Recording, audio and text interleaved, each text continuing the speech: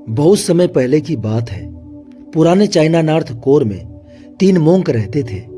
उनका नाम किसी को नहीं पता है क्योंकि उन्होंने कभी अपने बारे में कुछ बताया ही नहीं।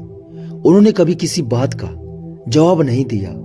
चीन में बस उन्हें 3 हंसते हुए भिक्षु के नाम से जाना जाता था।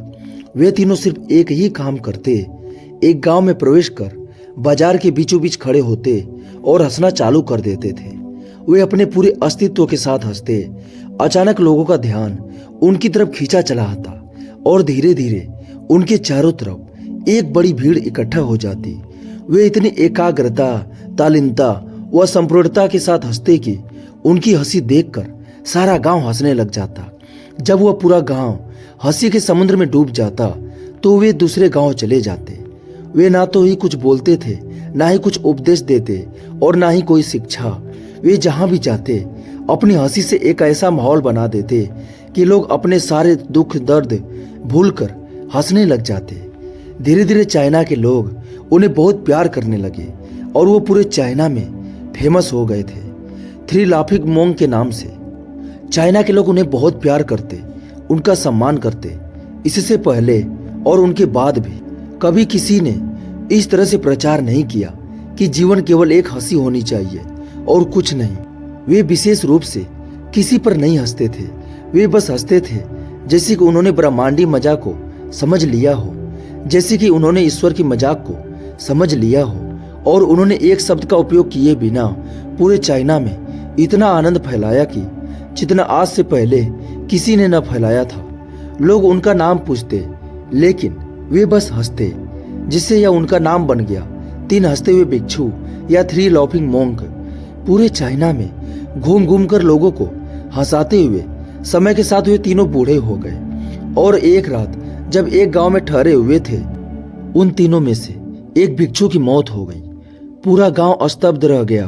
पूरा गांव बहुत ज्यादा उम्मीद कर रहा था क्योंकि उन्हें लगता था कि जब उनमें से एक की मृत्यु होगी तो बाकी 2 भिक्षु जरूर रोएंगे तथा यह देखने लायक होगा क्योंकि किसी ने भी कभी इन लोगों को रोते हुए नहीं देखा था।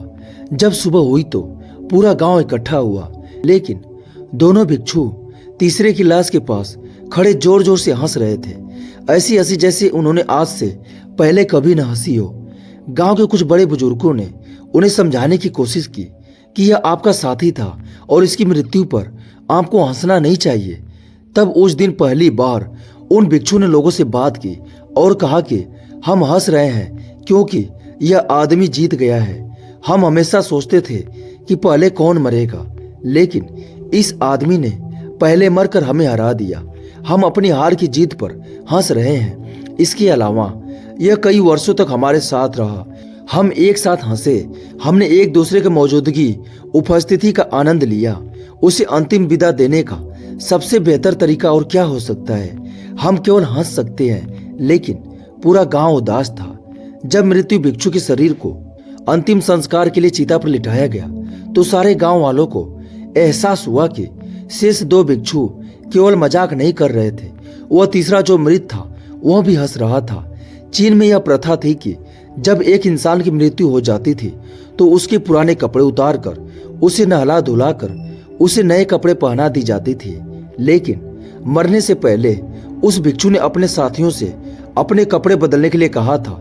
तीसरे भिक्षु ने कहा था, मुझे स्नान मत करवाना क्योंकि मैं कभी अशुद्ध हुआ ही नहीं। मेरे जीवन में इतनी हंसी आई कि कोई अशुद्धता जमा ही नहीं हो सकती थी। मैंने कोई धूल जमा नहीं की है। हंसी हमेशा युवा और ताजा होती है, इसलिए मुझे नहलाकर मेरे कपड़े मत बदलना। जब उस तीसरे भिक्षु के शरीर में आग लगाई गई तो गांव वालों को पता चला कि उस भिक्षु ने मरने से पहले अपने कपड़ों में कुछ पुरानी चीनी पटाखों को छिपा रखा था, जो आग लगने के बाद हटकर आसमान में रंग बिरंगे कतरों में फैल गया। और यह देखकर एक बार पूरा गांव जोर जोर से हंसने लगा। तो इस तरह से वह तीसरा मोंक मरने के बाद भी सारे गांव वालों को हंसा गया। और यह देखकर शेष दोनों भिक्षुओं ने कहा, चालाक आदमी, तुम मर चुके हो, लेकिन तुमने हमें एक बार फिर हरा दिया। तुम्हारे द्वारा गांव वालों के चेहरे पर पैदा की गई यह हंसी आखिरी हंसी थी। यह कहानी हमें यह सिखाती है कि जिंदगी में दुख तकलीफें तो हमेशा रहती हैं, लेकिन जो चीज हमेशा साथ रहती है वह है हमारी खुशियाँ। खुश रहने या फिर हंसने के लिए किसी वजह की तलाश नहीं करनी चाहिए। छोटी छोटी चीजों में खुद को और दूसरों को खुशी देने की मन में इच्छा होनी चाहिए। अपने दुखों को बांटना जितना जरूरी है उतना ही जरूरी है अपनी खुशियों को बांटना। हमारी यह जिंदगी भी बस एक मजाक है।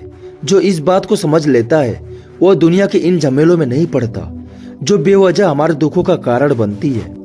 खुद को हमेशा खुश रखने का भी एक तरीका यह है कि अपनी जिंदगी में आने वाली खुशियों को दूसरों के साथ बांटा जाए।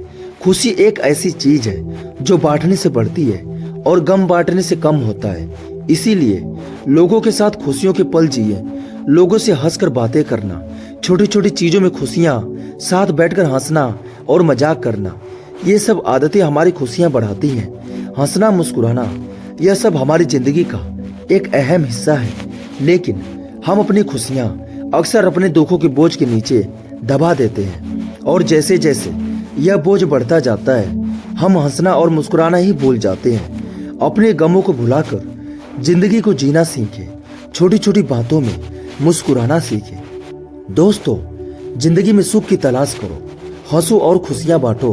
दुख तो जिंदगी का हिस्सा है, वो तो ना चाह कर भी आएगा। नमो बुद्धाय।